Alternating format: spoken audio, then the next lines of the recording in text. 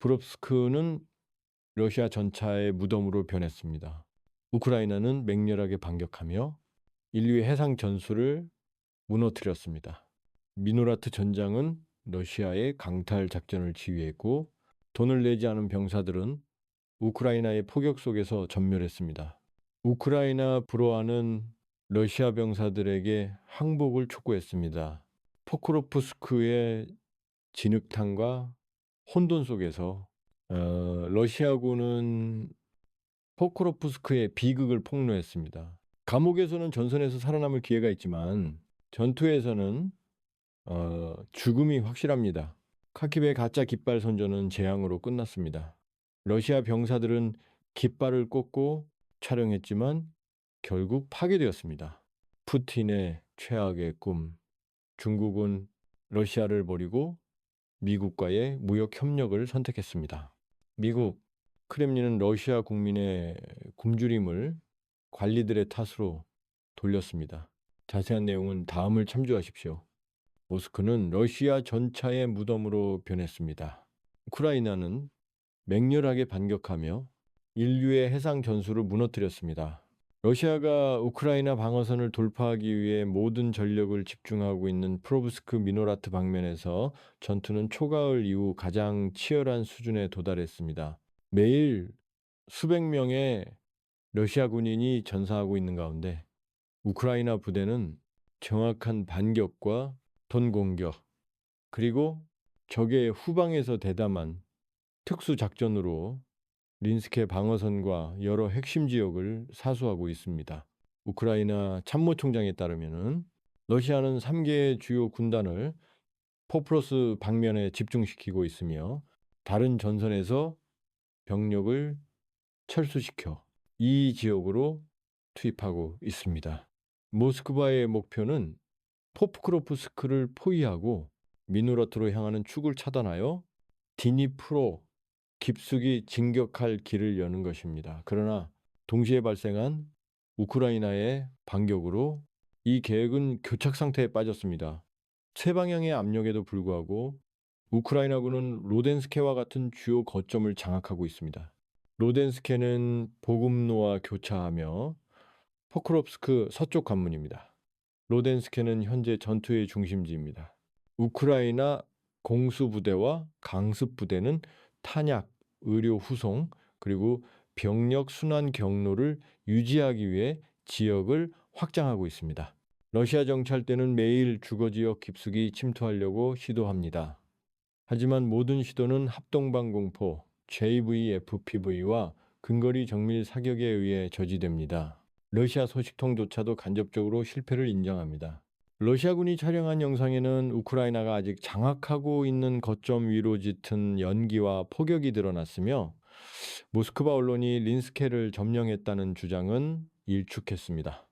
우크라이나 유물은 린스케를 러시아 장갑차의 무덤으로 묘사했습니다. 그들은 파도처럼 밀려왔고 우리는 트롤, 박격포, 수류탄을 투하하며 대응했습니다. 제7공수 신속대응여단은 새로운 병력과 장비로 포크롭스크 린스케 전선을 강화했으며 북쪽에서 여러 러시아 공격 부대를 격퇴했다고 확인했습니다. 론트링은 단 몇 제곱미터 거리에서 우크라이나 참호를 건너려던 러시아군 병사 12명이 사망하는 것을 자세히 기록했습니다. FPV 무인 항공기 FPV는 포병과 긴밀히 협력하여 삼중 화망을 구축했고 모든 러시아 호송대는 공중에서 투하된 폭탄으로 즉시 공격받았습니다.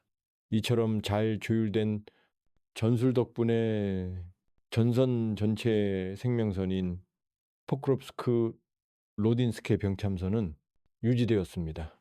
전장, 미노라트는 러시아 병사들에게 돈을 내지 않아 우크라이나군의 포격 속에 거리로 내몰린 사람들에게서 돈을 갈취하라고 명령했습니다. 브롭스크 남서쪽 관문인 미노라스에서의 전투는 매우 격렬하게 확산되고 있습니다. 27, 0명이 넘는 러시아군이 여러 방향에서 전장으로 투입되었습니다. 호로디차 남쪽, 로딘스케 북쪽, 그리고 동쪽에서 투입되어 포크롭스크 주변의 우크라이나 방어망을 차단했습니다. 위치 추적 영상은 미노라트 입구에서 러시아 중장갑 전차 한 대가 파괴되는 모습을 보여줍니다. 전차는 대전차 장벽을 돌파하려 했지만 가스 파이프라인 교량에 도달하자마자 우크라이나 JVFPV의 직격탄을 맞았습니다. 이 폭발로 거대한 불덩어리가 발생하여 호위병들을 모두 전멸시켰습니다. 생존자들은 숨을 시간도 없이 JV의 폭탄에 즉시 전사했습니다. 이 장면은 미노라트의 철문이 우크라이나의 정확한 사격으로 러시아군이 진압된 장소가 되었음을 상징적으로 보여줍니다. 끔찍한 사상자 이면에는 피비린내 나는 강탈 시스템이 있었습니다. 독립 언론인들의 조사에 따르면 많은 러시아 지휘관들이 전쟁을 돈벌이 기계로 만들어 병사들에게 돈을 지불하도록 강요했습니다. 자살 임무에 투입되는 것을 피하기 위해서였습니다. 전멸을 의미하는 일셋은 러시아 병사들이 돈을 지불하지 않거나 복종하지 않거나 단순히 지휘관의 마음에 들지 않을 경우 총살하거나 고의로 죽음으로 몰아넣는 것을 의미합니다. 조사 목록에는 자국 병사들을 살해하고 협박한 혐의로 기소된 러시아 장교 101명이 나와 있습니다. 전쟁 발발 이후 러시아군 검찰청에 12연건 이상의 고소가 접수되었습니다. 그러나 기소된 사건은 10건에 불과했고 처벌된 사건은 5건에 불과했습니다. 이는 장교들이 학교 밖에서 범죄를 수사하는 것을 암묵적으로 금지하고 있음을 보여줍니다. 전멸의 이유는 술을 마셨거나 상관과 다투었거나 단순히 안전한 장소를 살 돈이 없었기 때문일 수 있습니다. 보호비를 내지 않은 사람들은 무장도 통신도 포병 지원도 없이 우크라이나군의 사격 위치를 파악하기 위해 최전선으로 돌진해야 했습니다. 예를 들어 많은 사람들이 전선 바로 뒤에서 총격을 받았습니다. 한 러시아 군인은 이 전쟁이 끝나면 감옥은 더 이상 누구도 두려워하지 않을 것이라고 인정했습니다. 하지만 장교들은 숨어야 할 것입니다. 왜냐하면 우리가 그들을 찾아 나설 것이기 때문입니다. 우크라이나 북부 로아는 러시아 군인들에게 포크로프스크의 늪지대와 혼돈 속에서 항복할 것을 요청합니다. 신사숙녀 여러분, 알렉산더 수스키 사령관이 지휘하는 최근 반격 작전에서 우크라이나군은 포크로프스크의 압박을 분산시키기 위해 도브로필리아 방향으로 대담한 공격을 감행했습니다. 확성기 설치, 정확한 포병 사격, 그리고 진흙철의 이점을 활용하여 우크라이나군은 많은 러시아 부대를 붕괴시키고 수십 명의 병사들이 혼란 속에 항복하게 했습니다. 도필리아 작전의 목표는 러시아군의 진영을 분산시키고 확장하는 것입니다. 러시아군이 격벽을 깨기 위해 북쪽으로 철수하는 동안 포루스와 미노라트는 몇 주간의 포위 공격 끝에 숨을 돌릴 기회를 얻었습니다. 단 일주일 만에 우크라이나 부대는 작은 저항 지역을 소탕하고 도브로필리아의 통제권을 확대했습니다. 주목할 만한 혁신은 JVF, PV의 확성기를 설치하여 러시아 병사들에게 항복을 촉구한 것입니다. 러시아 음성이 확성기를 통해 자세한 항복 지침을 전달했습니다. 안전하게 항복하는 방법에 대한 지침이 전달되었습니다. 병사들은 무기를 버리고 트롤의 지시를 따랐으며 전쟁 병사로 인정받았습니다. 이는 실제로 우크라이나의 사상자 수를 줄이고 이미 포로프스크에 여러 차례 패배로 지친 러시아 병사들의 사기를 저하시키는데 도움이 되었습니다. 수백 명의 러시아 병사들이 늪지대를 헤치고 후퇴하던 중 사망했습니다. 생존자들은 보급이 끊겼고 많은 병사들이 생명을 구하기 위해 항복할 수밖에 없었습니다. 러시아가 파크롭스에서 병력을 급파하여 구출 작전을 펼쳤을 때 폭우로 인해 전역이 진흙탕으로 변했고 전차와 장갑차는 갇히게 되었으며 JV와 하스크의 쉬운 표적이 되었습니다. 차량 5대로 구성된 호송대가 공격을 받고 3대가 전소되었으며 병사들은 절망에 빠져 도망쳐야 했습니다. 녹화된 영상은 모스크바에서 진지를 사수하라는 선전을 완전히 부정했습니다. 이 계획은 명백한 전략적 효과를 가져왔습니다. 러시아는 도브로필리아를 구하기 위해 팝크롭스에서 병력을 철수해야 했고, 이는 러시아의 주요 공격 방향을 약화시켰습니다. 팝크롭스와 미누라트의 우크라이나 방공망은 강화되었습니다. JAV 라디오 방송은 강력한 심리 무기가 되었습니다. 러시아는 발각을 피하기 위해 주간에는 이동하지 말라는 지시를 받았습니다. 한편 우크라이나는 장거리 포병으로 러시아 탄약고와 지휘소를 지속적으로 공격했습니다. 모스크바가 전선을 신속하게 안정화하지 않으면 포크롭스 북쪽 측면 전체가 붕괴될 수 있었습니다. 마리오폴 전투에서 살아남은 전직 군인 샤피너는 작은 팝스크를 판도를 바꾼 사건이라고 부릅니다.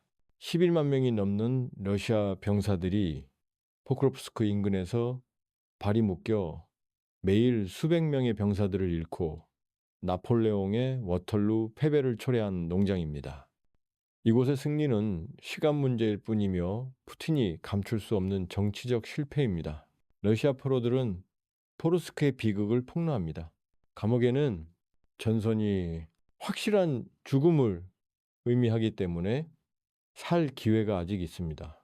우크라이나 국가방위군 드위 11월 6일에 공개한 영상은 충격적인 파장을 일으켰습니다. 파크루 전선에서 생포된 2명의 러시아 병사는 자신들의 부대가 끔찍한 손실을 입었고 전투에 돌입하지 않으면 병사들의 사기가 곤두박질쳤으며 많은 병사들이 도망치거나 지휘관에게 위협을 받았다고 시인했습니다. 이 영상은 우크라이나 국가방위군 공식 텔레그램 채널에 게시되었습니다. 그중 포포프스 외곽 포스크 근처에서 살해된 포로 2명은 단지 감옥살이를 피하기 위해 러시아군에 입대했다고 자백했습니다. 한 명은 형을 선고받았습니다. 그들은 감옥에 가는 대신 국방부와 계약을 제안했습니다. 그것이 탈출구라고 생각했지만 이제는 그냥 감옥으로 돌아가고 싶습니다. 적어도 감옥에서는 생존 가능성이 있습니다. 라고 말했습니다. 또 다른 포로는 지금 러시아 포로 수용소에는 포로가 거의 남아있지 않다고 말했습니다. 그들은 거짓된 자발적 계약으로 최전선으로 강제로 끌려갔기 때문입니다. 그의 목소리는 떨렸습니다. 싸우면 자유를 주겠다고 약속했지만 지금은 수용소에 아무도 없습니다. 모두 포로 수용소나 콘으로 보내졌습니다. 누가 살아남았는지, 누가 부상을 입었는지, 누가 죽었는지 아무도 모릅니다. 두 포로 모두 우크라이나군이 정밀 타격 전술을 사용하던 포로 수용소 근처에서 발생한 공격 당시의 참혹한 상황을 묘사했습니다. 합동 폭격기와 박격포를 사용하여 러시아 공격 부대 전체를 거의 섬멸했습니다. 2명의 포로 중 1명은 이렇게 회상했습니다. 우리는 항상 포격을 받았습니다. 깨어났을 때 저는 죽은 줄 알고 잔해 밑에 누워 있었습니다. 우크라이나군에 맞설 가능성은 없었습니다. 우리가 보기 전에 그들이 우리를 보았습니다. 다른 1명은 매공격 후 소수만이 살아남았고 대부분은 복귀의 희망 없이 첫 전투에서 전사했다고 시인했습니다. 한 우크라이나 장교는 다음과 같이 말했습니다. 우리는 러시아 군인들이 그 어느 때보다 죽음을 두려워한다는 같은 이야기를 계속 듣습니다. 그들은 싸우도록 강요당하고 버려지고 부상을 당하면 아무도 그들을 구해주지 않습니다. 러시아군은 내부로부터 붕괴되고 있습니다. 카이프의 가짜 깃발 선전은 재앙으로 끝납니다. 러시아 군인들은 촬영을 위해 깃발을 꽂았지만 그들은 죽고 맙니다. 러시아군이 카킵주벤스에서 진행한 서투른 선전 활동은 비극으로 끝났습니다. 영상 촬영에 참여했던 군인들이 양 플래그 응아가 건물에 오른 직후 사망했습니다. 이 정보는 우크라이나 제오-17 기계 화보 병여단에 의해 확인되었습니다. 11월 러시아 소셜 미디어에 러시아 군인들이 펜스 주택가 건물 옥상에 올라가 러시아 국기를 흔들며 옆 건물로 이동하는 모습이 담긴 영상이 널리 유포되었습니다. 이 영상은 러시아 언론에서 승리의 증거로 빠르게 보도되었습니다. 그러나 제오-17여단의 보고에 따르면 이 모든 행위는 선전 목적으로 연출된 연출에 불과했으며 실질적인 전술적 가치는 없었습니다. 러시아 군인들이 나타나자마자 박격포 헬리콥터가 해당 지역을 발견하고 정확히 공격하여 승리 장면을 촬영하던 군인들을 모두 사살했습니다. 준장은 비꼬는 투로. 이는 러시아 지휘관들이 병사들의 목숨을 아끼지 않고 단지 언론의 몇 장의 사진을 찍기 위해 의미 없는 임무에 투입한다는 또 다른 증거라고 말했습니다. 그리고 우리는 그들의 후임자들이 브이챈스에서 같은 운명을 맞이할 것임을 알고 있습니다. 푸틴의 최악의 악몽은 중국이 러시아를 버리고 미국과의 무역을 선택하는 것입니다.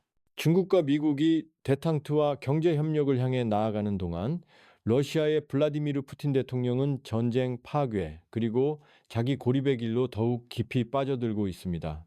21세기 초세계 정세는 점차 뚜렷하게 분열되고 있습니다. 한쪽은 이윤과 안정을 추구하는 반면 다른 한쪽은 권력과 폭력에 집착하고 있으며 바로 이러한 대립이 푸틴을 세계화 시대에 가장 뒤떨어진 인물로 만들었습니다.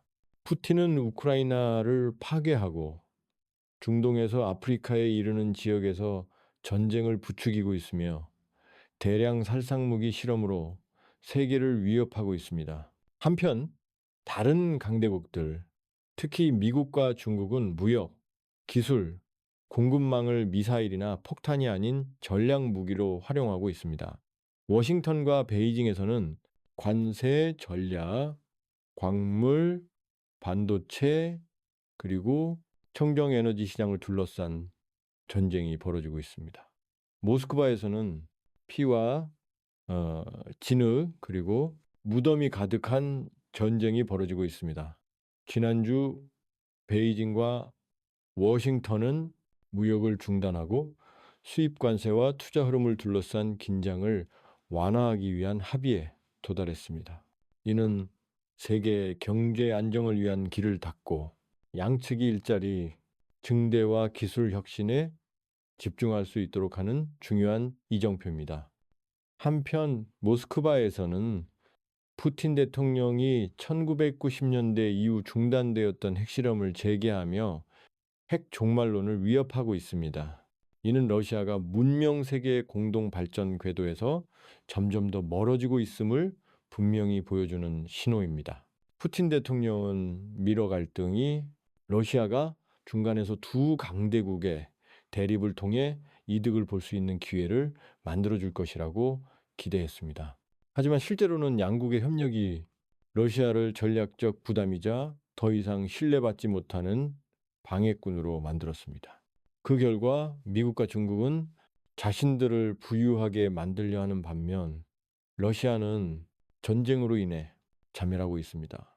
딩코암리는 러시아 국민의 빈곤을 관료들의 탓으로 돌립니다.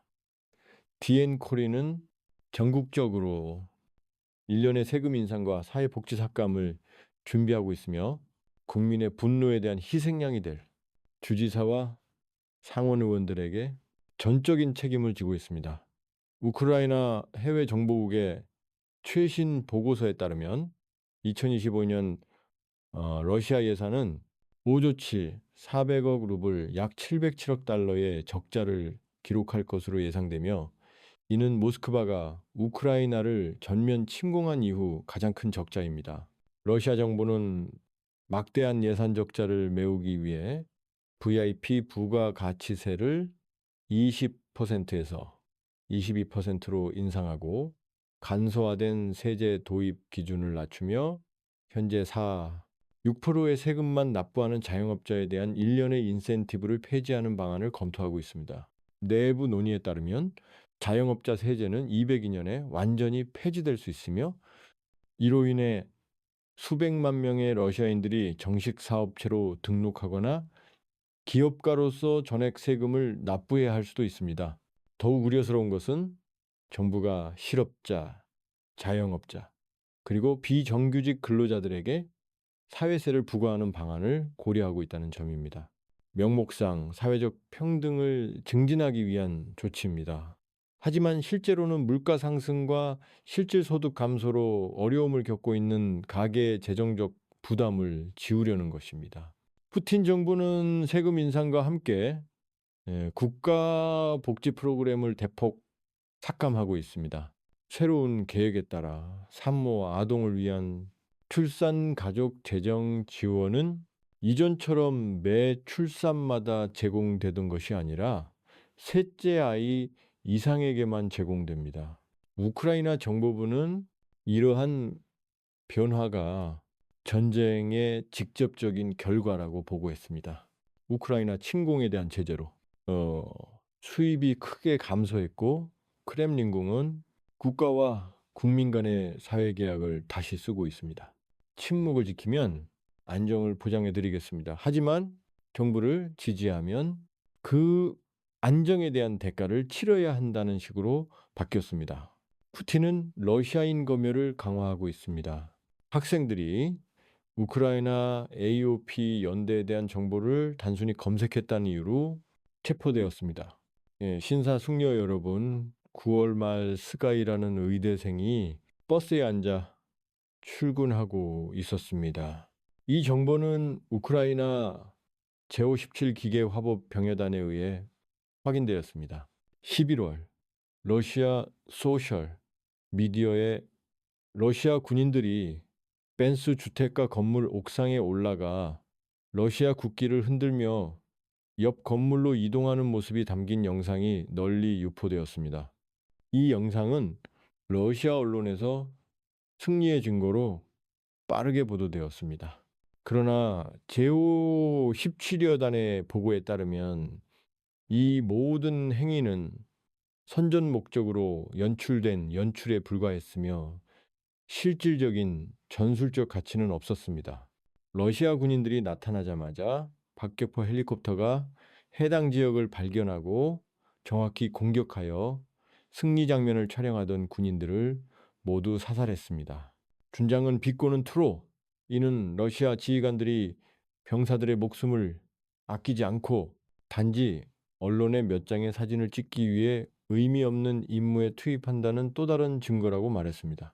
그리고 우리는 그들의 후임자들이 브이찬스에서 같은 운명을 맞이할 것임을 알고 있습니다. 푸틴의 최악의 악몽은 중국이 러시아를 버리고 미국과의 무역을 선택하는 것입니다. 중국과 미국이 대탕트와 경제 협력을 향해 나아가는 동안 러시아의 블라디미르 푸틴 대통령은 전쟁, 파괴, 그리고 자기 고립의 길로 더욱 깊이 빠져들고 있습니다. 21세기 초 세계 정세는 점차 뚜렷하게 분열되고 있습니다. 한쪽은 이윤과 안정을 추구하는 반면 다른 한쪽은 권력과 폭력에 집착하고 있으며 바로 이러한 대립이 푸틴을 세계화 시대의 가장 뒤떨어진 인물로 만들었습니다. 푸틴은 우크라이나를 파괴하고 중동에서 아프리카에 이르는 지역에서 전쟁을 부추기고 있으며 대량 살상 무기 실험으로 세계를 위협하고 있습니다. 한편 다른 강대국들, 특히 미국과 중국은 무역, 기술, 공급망을 미사일이나 폭탄이 아닌 전략 무기로 활용하고 있습니다. 워싱턴과 베이징에서는 관세, 전략 광물, 반도체, 그리고 청정에너지 시장을 둘러싼 전쟁이 벌어지고 있습니다. 모스크바에서는 피와 진흙 그리고 무덤이 가득한 전쟁이 벌어지고 있습니다. 지난주 베이징과 워싱턴은 무역을 중단하고 수입 관세와 투자 흐름을 둘러싼 긴장을 완화하기 위한 합의에 도달했습니다. 이는 세계 경제 안정을 위한 길을 닫고 양측이 일자리 증대와 기술 혁신에 집중할 수 있도록 하는 중요한 이정표입니다. 한편 모스크바에서는 푸틴 대통령이 1990년대 이후 중단되었던 핵실험을 재개하며 핵종말론을 위협하고 있습니다. 이는 러시아가 문명세계 공동 발전 궤도에서 점점 더 멀어지고 있음을 분명히 보여주는 신호입니다. 푸틴 대통령은 미러 갈등이 러시아가 중간에서 두 강대국의 대립을 통해 이득을 볼 수 있는 기회를 만들어 줄 것이라고 기대했습니다. 하지만 실제로는 양국의 협력이 러시아를 전략적 부담이자 더 이상 신뢰받지 못하는 방해꾼으로 만들었습니다. 그 결과 미국과 중국은 자신들을 부유하게 만들려 하는 반면 러시아는 전쟁으로 인해 자멸하고 있습니다. 디엔코함리는 러시아 국민의 빈곤을 관료들의 탓으로 돌립니다. 디엔코리는 전국적으로 일련의 세금 인상과 사회복지 삭감을 준비하고 있으며 국민의 분노에 대한 희생양이 될 주지사와 상원의원들에게 전적인 책임을 지고 있습니다. 우크라이나 해외정보국의 최신 보고서에 따르면 2025년 러시아 예산은 5조 400억 루블 약 707억 달러의 적자를 기록할 것으로 예상되며 이는 모스크바가 우크라이나를 전면 침공한 이후 가장 큰 적자입니다. 러시아 정부는 막대한 예산 적자를 메우기 위해 VIP 부가가치세를 20%에서 22%로 인상하고 간소화된 세제 도입 기준을 낮추며 현재 6%의 세금만 납부하는 자영업자에 대한 일련의 인센티브를 폐지하는 방안을 검토하고 있습니다. 내부 논의에 따르면 자영업자 세제는 202년에 완전히 폐지될 수 있으며 이로 인해 수백만 명의 러시아인들이 정식 사업체로 등록하거나 기업가로서 전액 세금을 납부해야 할 수도 있습니다. 더욱 우려스러운 것은 정부가 실업자, 자영업자, 그리고 비정규직 근로자들에게 사회세를 부과하는 방안을 고려하고 있다는 점입니다. 명목상 사회적 평등을 증진하기 위한 조치입니다. 하지만 실제로는 물가 상승과 실질 소득 감소로 어려움을 겪고 있는 가계의 재정적 부담을 지우려는 것입니다. 푸틴 정부는 세금 인상과 함께 국가 복지 프로그램을 대폭 삭감하고 있습니다. 새로운 계획에 따라 산모와 아동을 위한 출산 가족 재정 지원은 이전처럼 매 출산마다 제공되던 것이 아니라 셋째 아이 이상에게만 제공됩니다. 우크라이나 정보부는 이러한 변화가 전쟁의 직접적인 결과라고 보고했습니다. 우크라이나 침공에 대한 제재로 수입이 크게 감소했고 크렘린궁은 국가와 국민 간의 사회 계약을 다시 쓰고 있습니다. 침묵을 지키면 안정을 보장해 드리겠습니다. 하지만 정부를 지지하면 그 안정에 대한 대가를 치러야 한다는 식으로 바뀌었습니다. 푸틴은 러시아인 검열을 강화하고 있습니다. 학생들이 우크라이나 AOP 연대에 대한 정보를 단순히 검색했다는 이유로 체포되었습니다. 신사숙녀 여러분, 9월 말 스가이라는 의대생이 버스에 앉아 출근하고 있었습니다.